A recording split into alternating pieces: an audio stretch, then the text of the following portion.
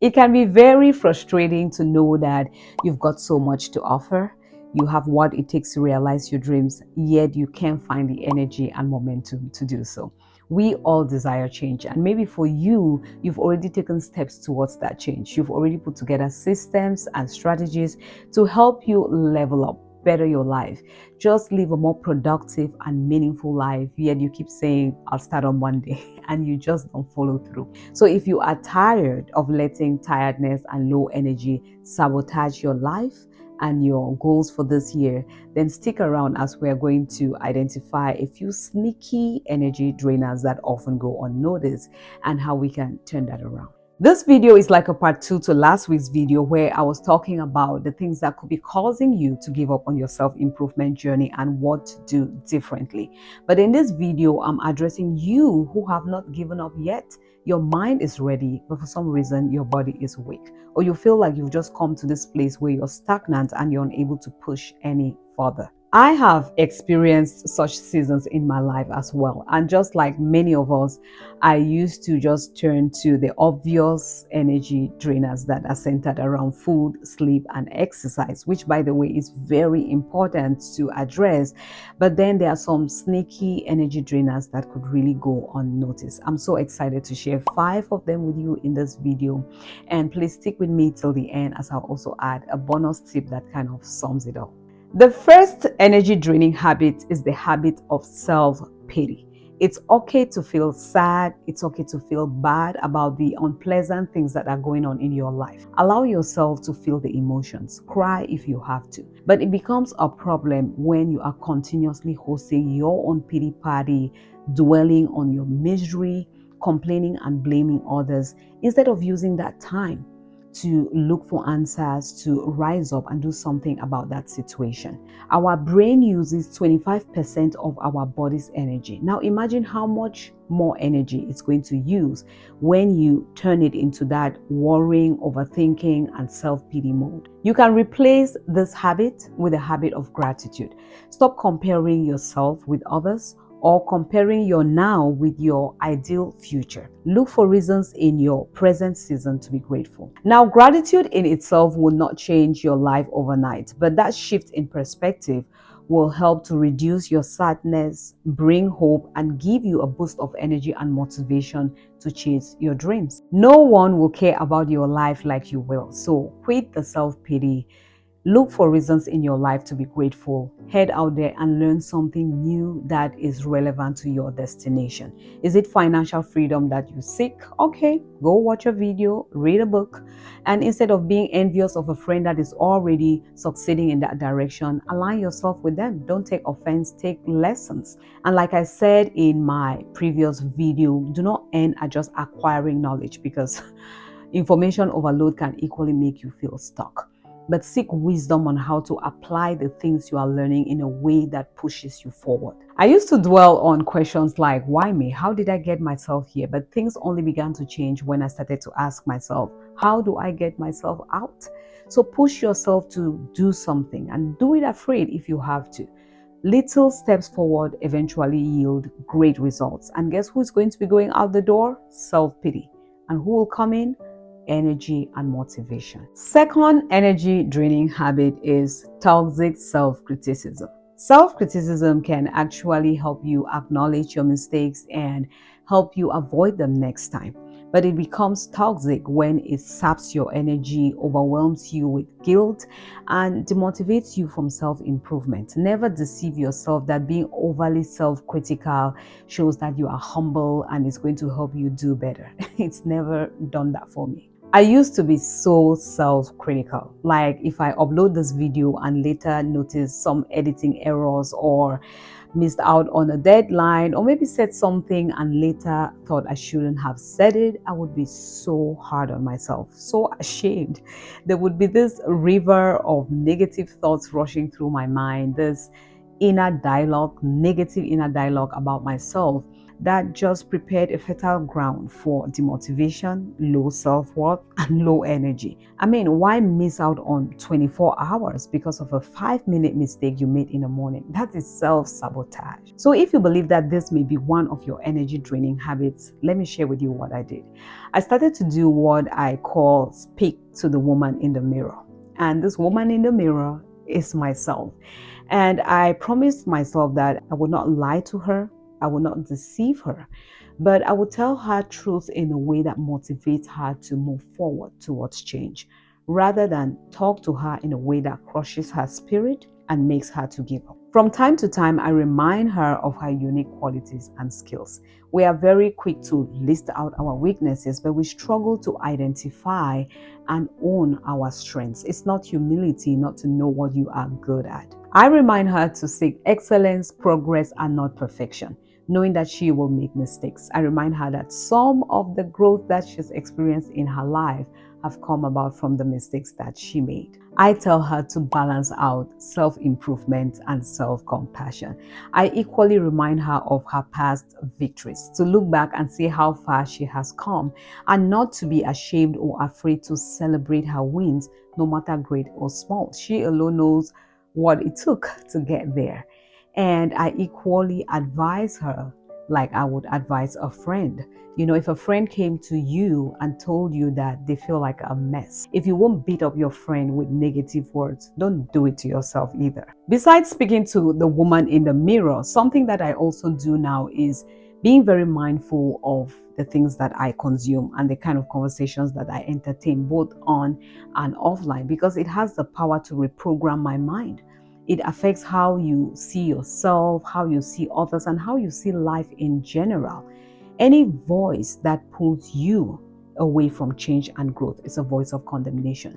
The voice of truth and correction, even if it doesn't feel good initially, would often motivate you and push you towards change. Godly sorrow brings about repentance. The next habit is being ignorant of your social needs. Generally, as humans, we are social beings, and so we have to often get off our everyday routine and socialize. But if you do not know what your own social needs are, you can socialize in a way that drains your energy rather than giving you the energy. There are people who are always hopping from one phone call to the next, one text to the next, shopping with somebody, eating with somebody, visiting somebody, and that's just how they get their energy boost. And so if someone like that is deprived from all of those activities, they can really feel drained and will not be productive.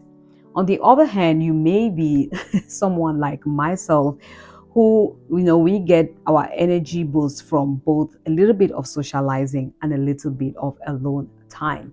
Now, if we over socialize and we do not get the alone time that we need, our energy levels start to go in the opposite direction as well. So I see it as a spectrum where we have to avoid both extremes. If you are someone who gets your energy boost from socializing and you overdo it, then you will be cheating yourself of some productive time.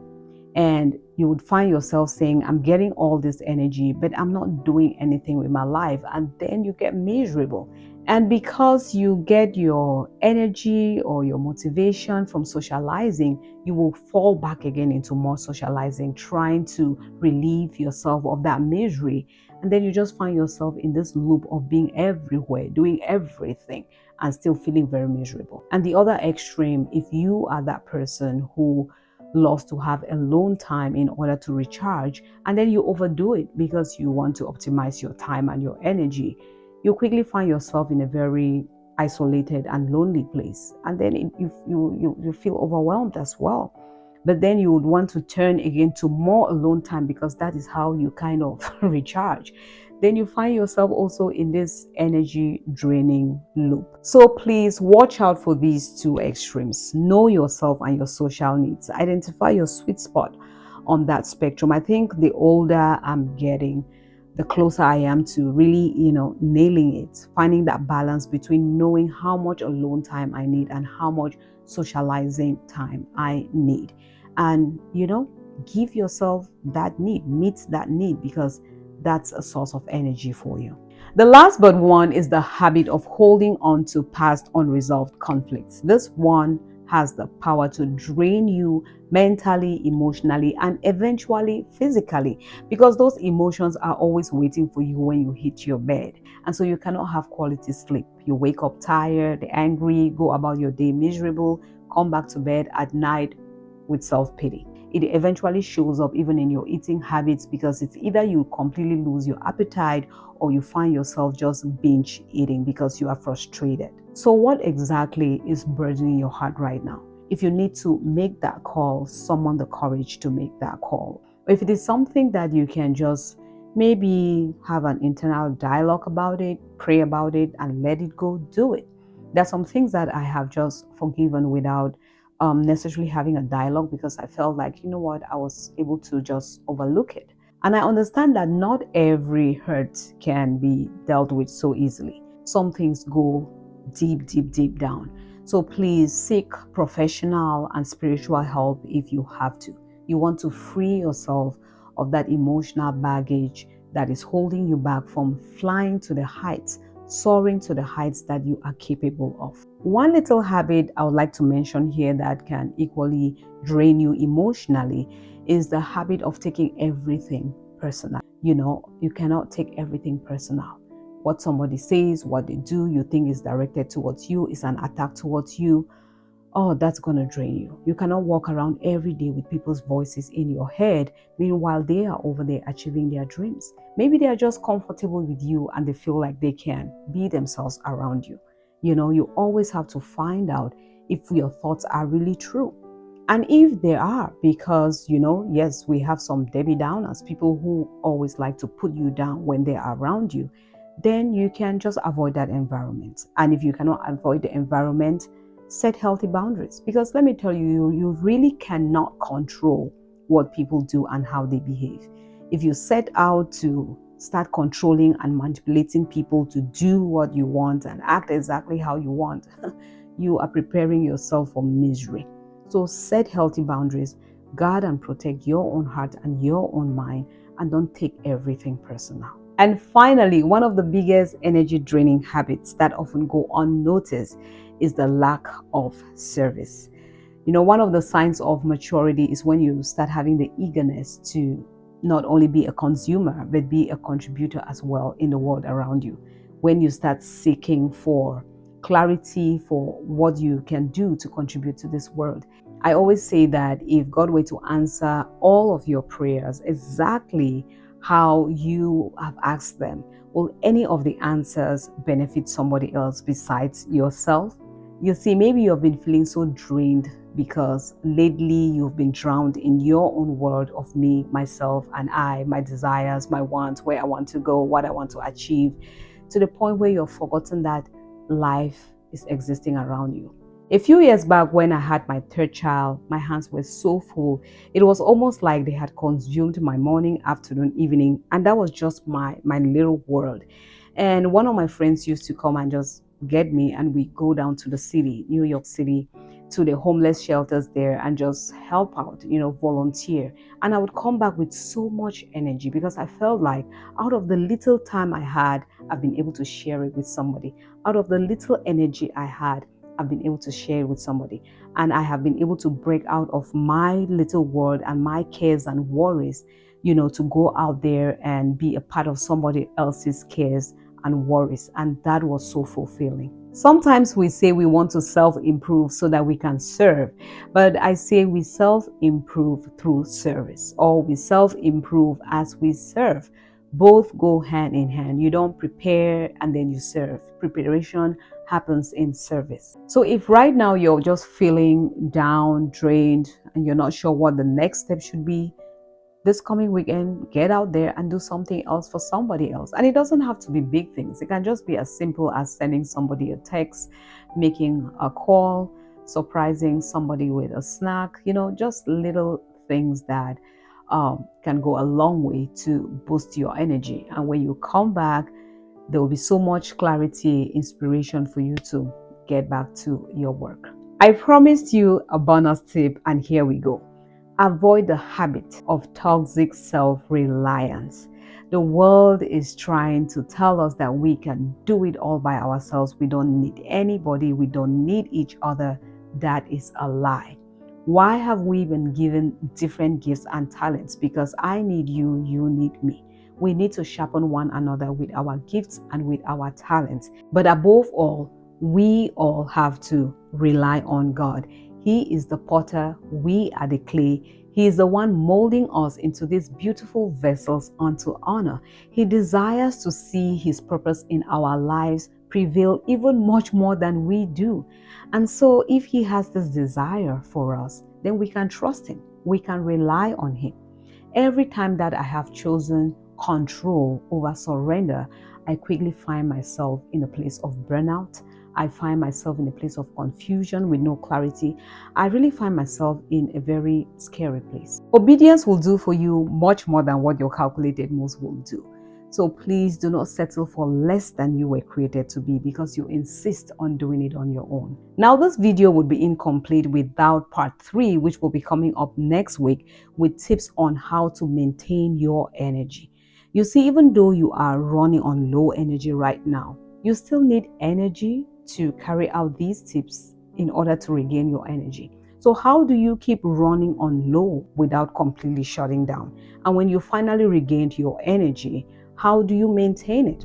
Because if you keep hitting zero and then struggling to come up, hitting zero, all that undulating will not only be energy draining, but it will be time wasting as well. So please keep your notification bells on and look forward to that video. Thanks again for watching, and until next time, keep taking action. Let's build here a community of people who are not just watching and talking growth, but who are actually experiencing it.